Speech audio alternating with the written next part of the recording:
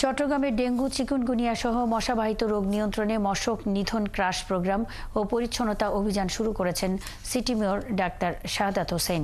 বৃহস্পতিবার সকালে নগরীর ১৬ নম্বর চকবাজার কাঁচাবাজার এলাকা থেকে এই অভিযান শুরু করা হয়।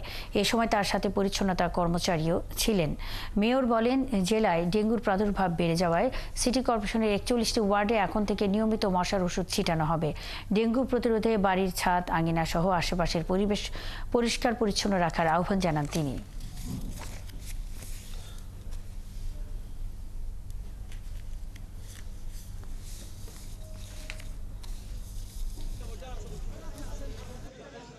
জনগণ যাতে ময়লা আবর্জনা রাস্তায় না ফেলে, নালার মধ্যে না ফেলে, ডাস্টবিনে ফেলে, এই গণসচেতনতা বৃদ্ধি করছে।